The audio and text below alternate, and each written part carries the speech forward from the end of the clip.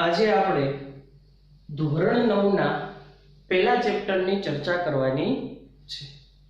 ધોરણ 9 પહેલું ચેપ્ટર મેથ્સમાં સંખ્યા પદ્ધતિ। ચેપ્ટરના નામ ઉપરથી છોકરાઓ આપણને એટલી ખબર પડે, સંખ્યા પદ્ધતિ એટલે સંખ્યા સાથેની કઈક વાતચીત કરવાની છે।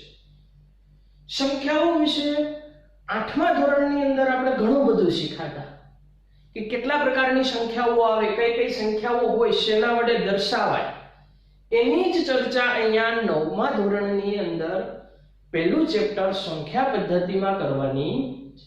8મા ધોરણના સમય સંખ્યા ચેપ્ટરની અંદર આપણે વાત કરી હતી કે આ દરેક સંખ્યાઓ છે, દરેક સંખ્યાઓ પાકી કરજો, યાદ રાખજો, આગળ જતા દરેક ધોરણમાં ત્યારે પણ સમજજો વ્યવસ્થિત। 10મા ધોરણમાં જશો એટલે ત્યાં પણ કામ આવશે। સંખ્યા પદ્ધતિની આપણે શરૂઆત કરીએ। સંખ્યા પદ્ધતિની શરૂઆત કરીએ એટલે આપણને સંખ્યાઓ વિશે ખબર હોવી જોઈએ। તો આપણે સૌપ્રથમ સંખ્યાઓ વિશે માહિતી મેળવશું। સંખ્યાઓ વિશે માહિતી મેળવવા માટે સૌપ્રથમ આવશે પ્રાકૃતિક સંખ્યા। પ્રાકૃતિક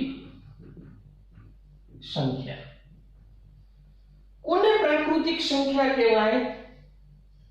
બહુ વ્યવસ્થિત સમજજો છોકરાઓ।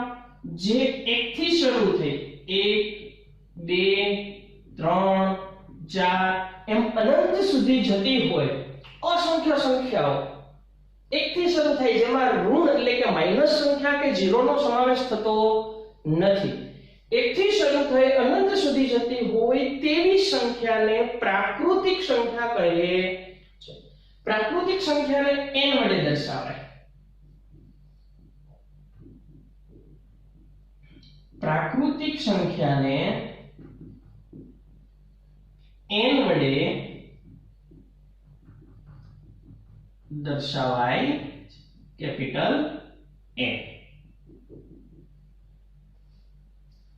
પ્રાકૃતિક સંખ્યા, પ્રાકૃતિક સંખ્યામાં 1 2 3 4 એમ અનંત સુધીનો સમાવેશ થાય છોકરાઓ। પ્રાકૃતિક સંખ્યાને કેપિટલ N વડે દર્શાવાય છે। તો આની અંદર જો સૌથી નાની પ્રાકૃતિક સંખ્યા કઈ છે? એક માર્કમાં એવો પ્રશ્ન પૂછી જાય, સૌથી નાની પ્રાકૃતિક સંખ્યા કઈ છે? કઈ આવે? 1। નેક્સ્ટ ટોપિક, પ્રાકૃતિક સંખ્યામાં સૌથી નાની પ્રાકૃતિક સંખ્યા 1 છે। નાનીની વાત આવી તો મોટીની પણ વાત હોય। સૌથી મોટી પ્રાકૃતિક સંખ્યા કઈ હશે? તો છેલ્લે કયો આંકડો છે એ આપણને કોઈને ખબર છે નહીં। તો કે સૌથી મોટી પ્રાકૃતિક સંખ્યા છે તેનું અસ્તિત્વ નથી। સૌથી મોટી પ્રાકૃતિક સંખ્યાનું અસ્તિત્વ નથી। આ જે પ્રાકૃતિક સંખ્યાની વાત, પ્રાકૃતિક સંખ્યા પછી છોકરાઓ આવશે પૂર્ણ સંખ્યા।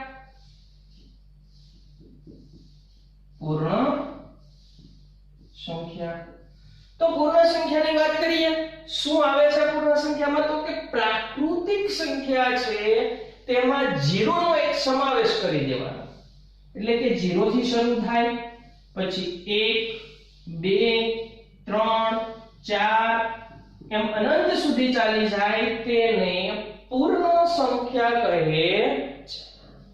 પ્રાકૃતિક સંખ્યામાં 0 નો સમાવેશ કરી દો એટલે કે 0 અને બધી જ ધન સંખ્યાને પૂર્ણ સંખ્યા કહે છે। પૂર્ણ સંખ્યાને શેના વડે દર્શાવીશું?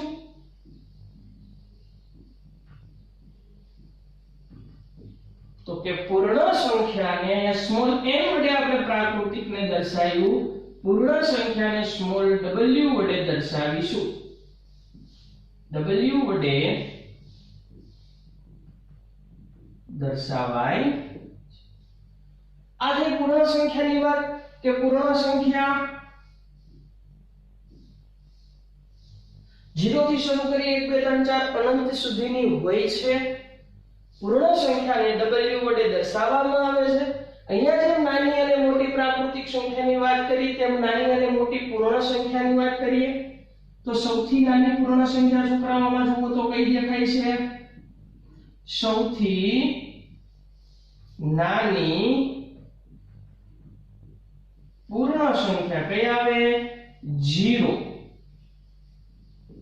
અને સૌથી મોટી પૂર્ણ સંખ્યા કઈ આવશે છોકરાઓ? સૌથી મોટી પૂર્ણ સંખ્યા. હવે આ ક્યાં સુધી જાય છે એ તમને કે મને આપણને કોઈને ખબર છે નહીં. તો શું કહેવાશે? સૌથી મોટી પૂર્ણ સંખ્યાનું અસ્તિત્વ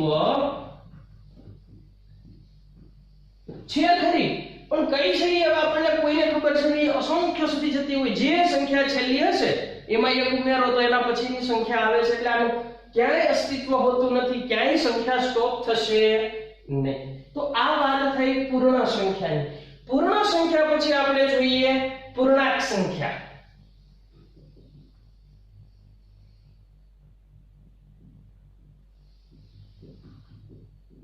પૂર્ણાંક સંખ્યાઓ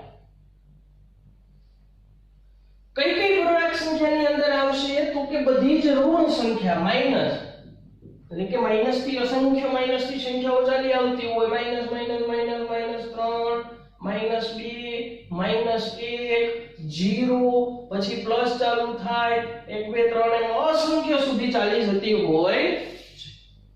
તો આપણે કેવું હોય તો કહેવાય કે પૂર્ણાંક સંખ્યાઓમાં કઈ કઈ સંખ્યાનો સમાવેશ થશે? તો પૂર્ણાંક સંખ્યાઓમાં બધી જ ઋણ એટલે કે બધી જ માઈનસ સંખ્યા, 0 અને બધી જ ધન એટલે કે બધી જ પ્લસ સંખ્યા છે એનો સમાવેશ થાય છે. તો કે પૂર્ણાંક સંખ્યાઓ છે એને હવે શેના વડે દર્શાવીશું? પૂર્ણાંક સંખ્યાઓને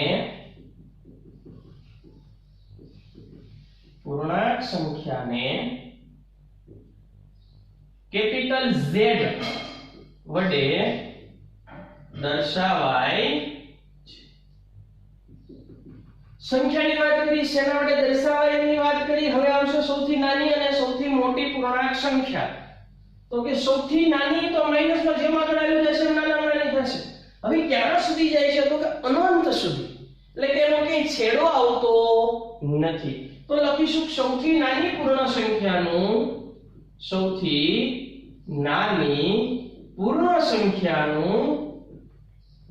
અસ્તિત્વ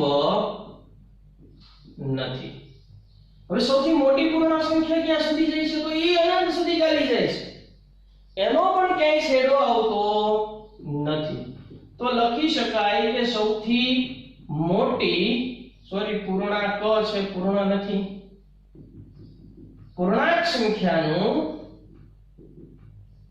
અસ્તિત્વ નથી. આ વાત થઈ પૂર્ણાંક સંખ્યાની.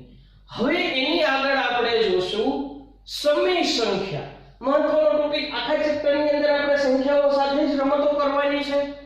આપણે રમતો રમતા ચેપ્ટર ભણીશું, પરંતુ સંખ્યાઓ દરેક પાકી કરવી ખૂબ અગત્યની છે. એમાં આવી પ્રાકૃતિક સંખ્યા, પૂર્ણ સંખ્યા, પૂર્ણાંક સંખ્યા, હવે અને એની આગળ આવે છે સમય સંખ્યા. મહત્વનો ટોપિક છે. 8મા ધોરણમાં આપણે જોયો છે સમય સંખ્યા.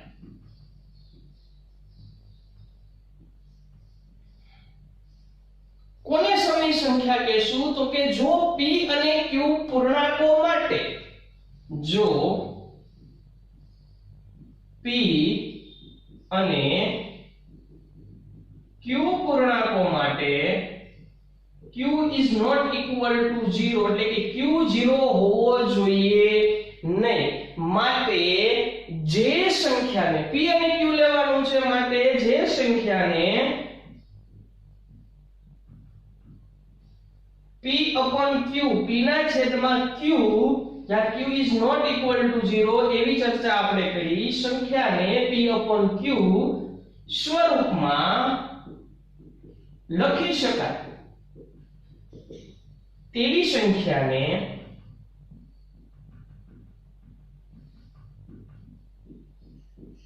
સમય સંખ્યા કહીએ। આ વાત થઈ સમય સંખ્યાની। સૌથી નાની સમય સંખ્યા કઈ? સૌથી મોટી સમય સંખ્યા કઈ? સમય સંખ્યાને શેના વડે દર્શાવીશું? તો લખીએ સમય સંખ્યાને કેપિટલ Q વડે દર્શાવાય છે। સૌથી નાની સમય સંખ્યાનું અસ્તિત્વ નથી, સૌથી મોટી સમય સંખ્યાનું અસ્તિત્વ નથી, સૌથી નાની સમય સંખ્યાનું અસ્તિત્વ નથી, તેવી જ રીતે સૌથી મોટી સમય સંખ્યાનું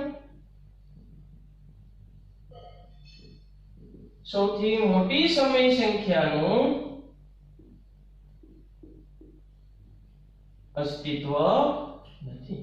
સમય સંખ્યાઓ કેટલી મળે? તો કે અસંખ્ય।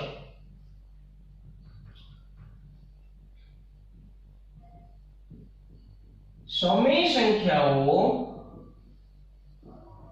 અસંખ્ય મળે છે। બે સમય સંખ્યા વચ્ચે કોઈ પણ બે સમય સંખ્યા લ્યો તો એ બે સમય સંખ્યા વચ્ચે છોકરાઓ કેટલી સમય સંખ્યા મળે? અસંખ્ય। સમય સંખ્યાઓ પણ અસંખ્ય છે અને બે સમય સંખ્યા વચ્ચે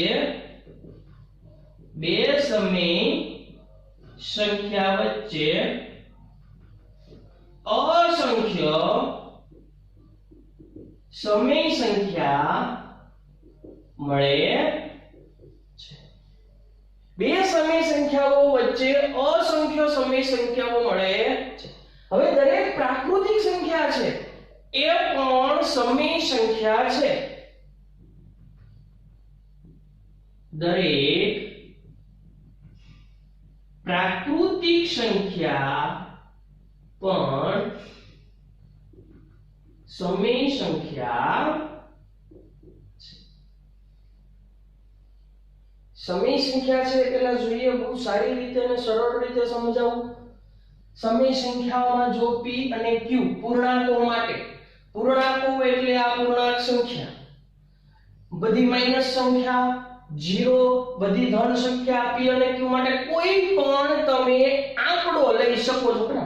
p બરાબર તમને એમ મન થાય કે મારે 5848 લેવા છે તો એ p થયું, અને q બરાબર 0 સિવાય, q માં 0 એક લેવાનું નથી, એના સિવાય માઈનસ કે ધન ગમે એક સંખ્યા લઈ લેવાની અને ઈ સંખ્યાને ઉપર p અંશમાં અને છેદમાં q, p upon q સ્વરૂપમાં લખો એટલે એવી સંખ્યા જે હોય એને સમય સંખ્યા કહેવાય। ઉદાહરણ આપી દઉં અહીંયા સરસ મજાનું, 8/2। p બરાબર મેં 8 લીધા અને q બરાબર 2 લીધા એટલે આ આપણી બની ગઈ સમય સંખ્યા। p અને q ક્યાંથી લેવાના? પૂર્ણાંકો, એટલે કોઈ પણ પૂર્ણ સંખ્યા લઈ શકો, માઈનસ, 0, પ્લસ, પણ q છે એ એક માઈનસ લેવાનો થતો નથી। તો આ વાત થઈ સમય સંખ્યાની। શેના વડે દર્શાવાય? q વડે। તો હવે સમય સંખ્યામાં છે અંશ છેદમાં લખવાનું, સૌથી મોટી કઈ હોય? ગમે એ લખો, મોટી થતી જાય। નાની કઈ હોય તો એનું અસ્તિત્વ ન હોય। માઈનસ નિશાનીમાં મોટા મોટી સંખ્યા ગોતી હોય એમાં આગળ માઈનસ નિશાની આપો એટલે નાનામાં નાની થતી જાય। તો માઈનસ નાનામાં નાની સંખ્યા કઈ છે એનું પણ આપણી પાસે અસ્તિત્વ નથી। સમય સંખ્યાઓ કેટલી મળે? 1 2 3 5 અસંખ્ય। સમય સંખ્યાઓ છોકરાઓ કેટલી મળે? અસંખ્ય। એવી જ રીતે કોઈ પણ ખાલી બે સમય સંખ્યા તમે નક્કી કરી લો સાવ પાસે તો એની વચ્ચે કેટલી અસમય સંખ્યા મળે? અસંખ્ય। ઘણી બધી અસમય સંખ્યાઓ હોય છે। દરેક પ્રાકૃતિક સંખ્યા છે એ પણ આપણી શું છે? સમય સંખ્યા છે। એક વખત આપણે આખો ટોપિક છે તે વ્યવસ્થિત જોઈએ, કરીએ ચર્ચા। સૌપ્રથમ સંખ્યા પદ્ધતિ। સંખ્યા પદ્ધતિ એટલે આખું ચેપ્ટર સંખ્યાઓ સાથે રમતો રમવાની છે।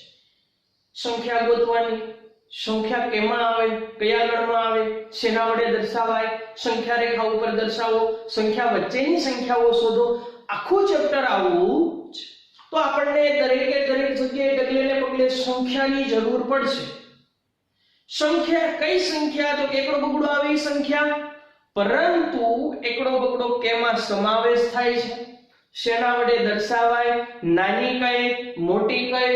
એ સંખ્યા એટલે શું? તો કે આ ચાર વસ્તુ: પ્રાકૃતિક સંખ્યા, પૂર્ણ સંખ્યા, પૂર્ણાંક સંખ્યા અને સમય સંખ્યા.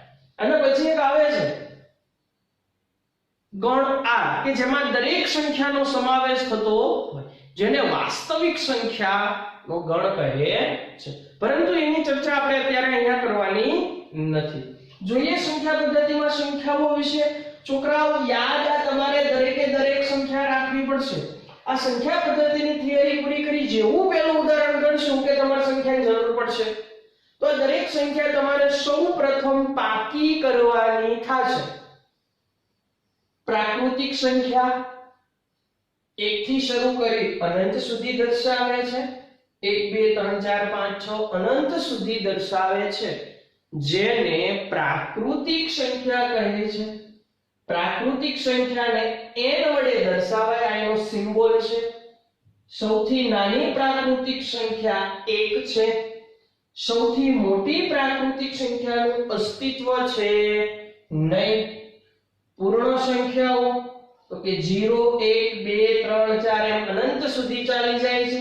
પ્રાકૃતિક સંખ્યામાં 0 નો સમાવેશ કરો એટલે એ બની જશે આપણી પૂર્ણ સંખ્યા.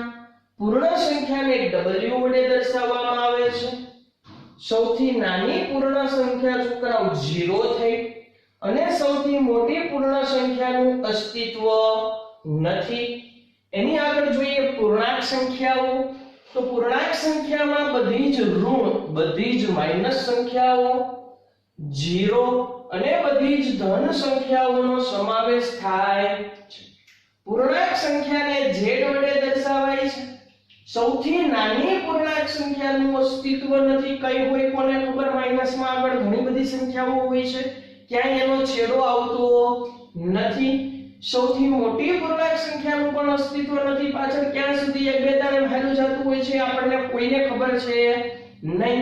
છેલ્લે જે સંખ્યા મળે એમાં એક ઉમેરો તો એના પછીની સંખ્યા આવતી જતી હોય છે, એટલે સૌથી મોટી પૂર્ણાંક સંખ્યાનું પણ અસ્તિત્વ નથી.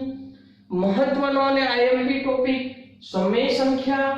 જો p અને q p અને q પૂર્ણાંકો માટે, પૂર્ણાંકો સંખ્યા, પૂર્ણાંક સંખ્યા -0 અને ધન, એમાં p અને q માટે q છે એને 0 લેવાનો નથી.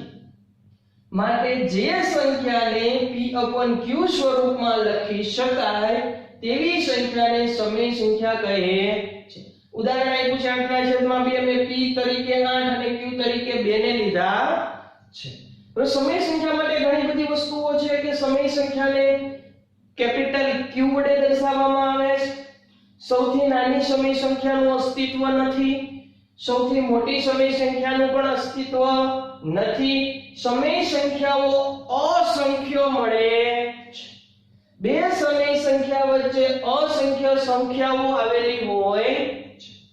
સમય સંખ્યાઓ અસંખ્ય છે, અને કોઈ પણ તમે છોકરાઓ બે સમય સંખ્યાઓ લ્યો એની વચ્ચે પણ અસંખ્ય સમય સંખ્યાઓ આવેલી હોય છે.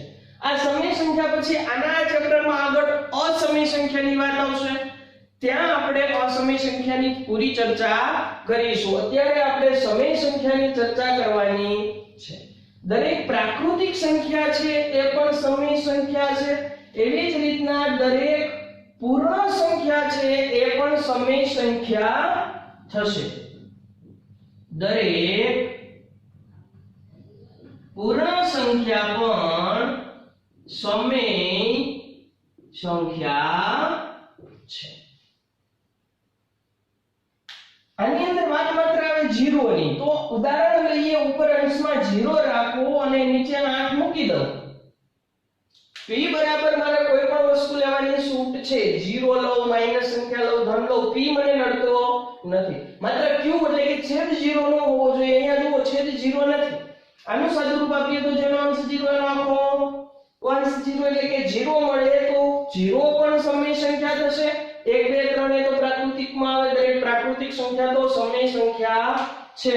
એવી રીતે જેમ પ્રાકૃતિક સંખ્યા સમય સંખ્યા છે, તેવી જ રીતે દરેક પૂર્ણ સંખ્યા પણ સમય સંખ્યા થશે. આ વાત થઈ સમય સંખ્યાની. આ છે આપણી સંખ્યાઓ. આટલું સૌપ્રથમ લખી લ્યો. એટલું લખ્યા પછી આગળ જોઈએ આપણે. સૌપ્રથમ પહેલો ટોપિક આવે છે યાદ રાખવાની વિશેષ સમજના દાખલા. તમે જે આગળનું બોર્ડ લખ્યું એ દરેકે દરેક વસ્તુ સૌપ્રથમ પાકી કરો. પાકી થઈ ગયા પછીથી આગળ વિડિયો જુઓ, જેથી કરીને આ દરેક વસ્તુ જે થશે તે તમને વ્યવસ્થિત સમજાશે. સૌપ્રથમ આવે છે યાદ રાખવાની વિશેષ સમજના દાખલા, જેમાં પહેલું છે કે નીચે તમને જે વિધાનો આપ્યા છે એ વિધાનો સત્ય છે કે અસત્ય એ તમારે દરેકમાં કારણ આપીને જણાવવાનું છે.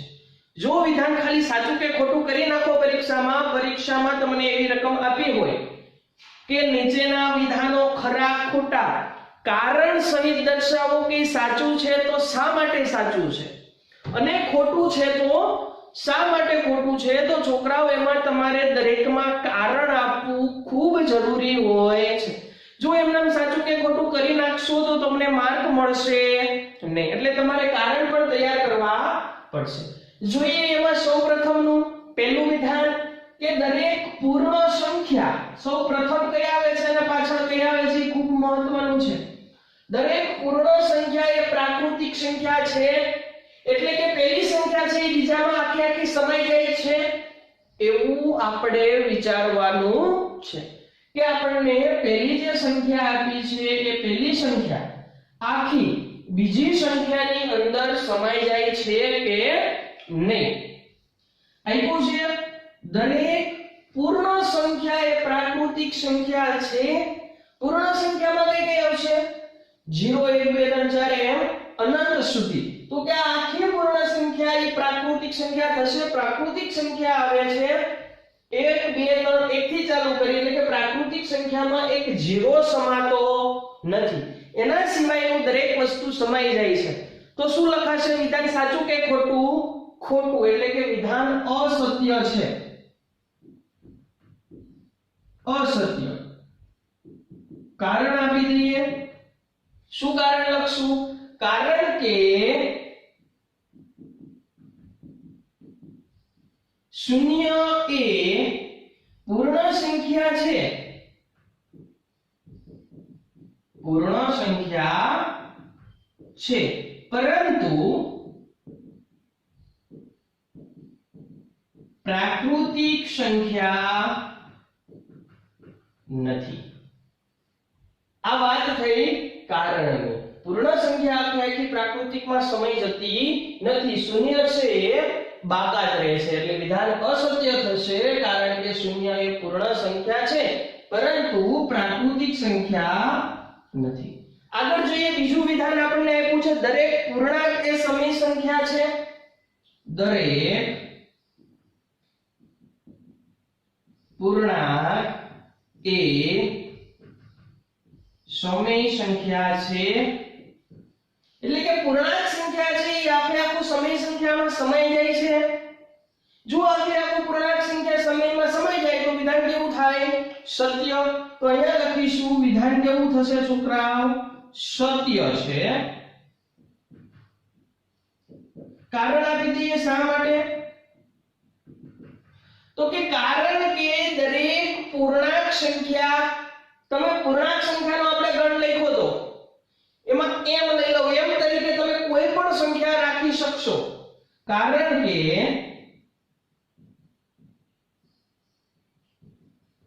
પૂર્ણાંક સંખ્યા m માટે, m એટલે શું?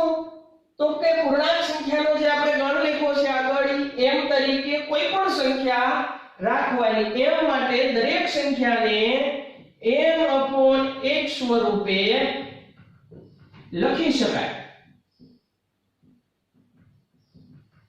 એટલે કે દરેક સંખ્યા છે એના છેદમાં કાંઈ ન હોય તો આપણે શું મૂકી શકીએ? 1. તો આ સ્વરૂપમાં ઉપર p અને નીચે q, p upon q સ્વરૂપ થઈ ગયું. જો p upon q સ્વરૂપ હોય તો એને આપણે સમય સંખ્યા કહેશું. તો m upon m સ્વરૂપે લખી શકાય છે. તેથી દરેક પૂર્ણાંક સંખ્યા એ સમય સંખ્યા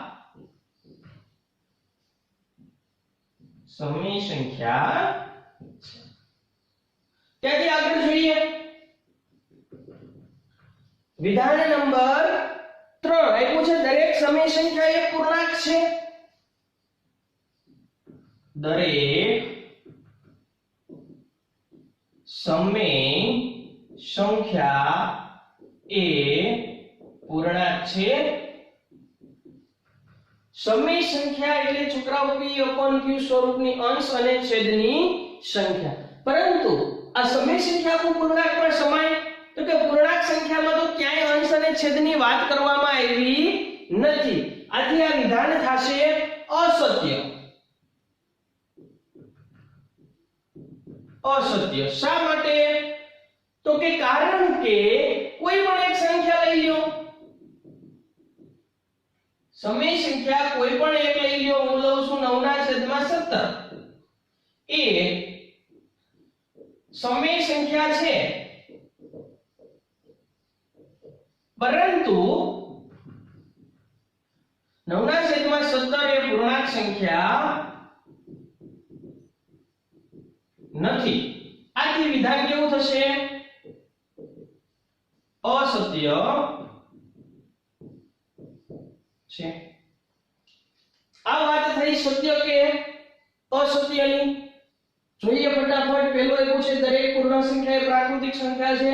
જો પહેલી સંખ્યાની વાત થતી હોય, પહેલી સંખ્યા આખે આખી બીજા સંખ્યાના ગણની અંદર સમાઈ જાય તો વિધાન સત્ય થાય. જો કઈ ત્રુટી રહે, નો સમાતી હોય, કઈ બાકાત રહેતું હોય અથવા તો ઘણું બધું બાકાત રહેતું હોય તો વિધાન અસત્ય થાય. સૌપ્રથમ આપ્યું છે કે દરેક પૂર્ણ સંખ્યા એ પ્રાકૃતિક સંખ્યા છે, તો કે સત્ય છે. કારણ કે 0 છે એ પૂર્ણ સંખ્યા થશે, પરંતુ એ પ્રાકૃતિકમાં આવતી નથી. તેવી જ રીતે પૂર્ણાંક સંખ્યા એ સમય સંખ્યા થશે, તો સત્ય છે. કારણ કે પૂર્ણાંક છે આખે આખું કોઈ પણ પૂર્ણાંક સંખ્યાના છેદમાં 1 લખો એટલે p upon q સ્વરૂપની સંખ્યા મળશે અને એ સમય સંખ્યામાં સમાવેશ થશે. એવી જ રીતના દરેક સમય સંખ્યા એ પૂર્ણાંક સંખ્યા થશે તો સસત્ય વાક્ય થશે. કારણ કે તમે કોઈ પણ એક સમય સંખ્યાનું ઉદાહરણ લઈ લો. અહીંયા મેં લીધું છે 9/17. એ સમય સંખ્યા છે પરંતુ પૂર્ણાંક સંખ્યા થશે નહીં. આથી વિધાન કેવું થશે? અસત્ય થશે. હવે આવા ખરા ખોટા પરીક્ષાની અંદર છોકરાઓ 1 કે 2 દર વર્ષે દરેક પરીક્ષાની અંદર હોય. તો આ ખરા ખોટા છે એ કેવી રીતના ખબર પડે? આગળ આપણે જે સમય સંખ્યાઓ, પ્રાકૃતિક સંખ્યા, પૂર્ણ સંખ્યા, પૂર્ણાંક સંખ્યાની ચર્ચા કરી, એ દરેક સંખ્યા જો તમે પાકી કરો તો તમને આ સંખ્યાઓમાં વિધાન છે એ ખરા છે કે ખોટા એની ખબર પડે. લખી નાખો આટલું, પછી આપણે આગળ વધીએ.